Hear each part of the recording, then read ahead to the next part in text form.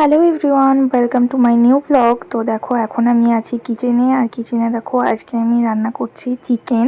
আর চিকেনের জন্য দেখো আলুটা কেটে রেখেছিলাম, কেটে আলুটাকে এখন ভেজে নিলাম।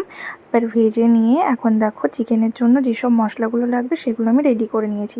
পেঁয়াজ, টমেটো, লঙ্কা, আদা, রসুন, আর তাছাড়া আরও যেগুলো দেবো সেগুলো হলো একদম মিক্সচারে দিয়ে দেবো। আর তারপরে দেখো আমি এখানে চিকেনটাকে ধুয়ে নিয়েছি, আর এখানে না 1.5 কিলো চিকেন আছে।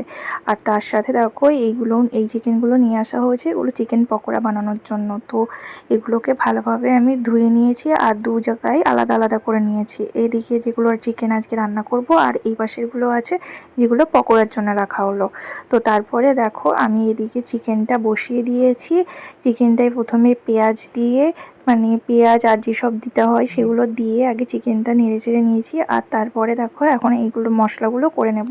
মিক্সারে দেখো যা যা লাগবে সব কিছু দিয়ে এখন এটাকে মিক্স করে নেব। আর তার সাথে দেখো এবার মশলাটা করা হয়ে গেছে। আর তারপরে এখন এই যে ধনে পাতাগুলো আমি কেটে নেব, তার জন্য ধুয়ে নিয়েছি। আর তারপরে দেখো ধনে পাতাগুলো ধুতে ধুতে এইদিকে আমার চিকেনটা প্রায় কষাও হয়ে গেছে।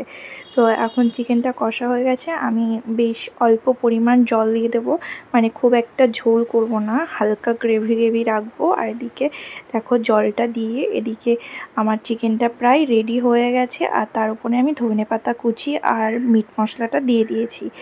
আর এখন হলো মানে নামিয়ে নেব।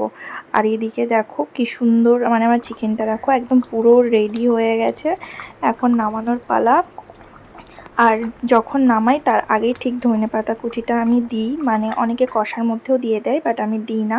তো এখানে দেখো আমি চিকেনটাকে নামিয়ে নিয়েছি, দু জায়গায় ডিভাইড করে রেখেছি, কারণ অনেকটা চিকেন আছে, এক জায়গায় রাখলে পুরো ঘাটা হয়ে যাবে, তো তাই জন্য দু জায়গায় রেখেছি। তো ভিডিওটা কেমন লাগলো, ভালো লাগলে লাইক কমেন্ট শেয়ার অবশ্যই করে দিও। টাটা।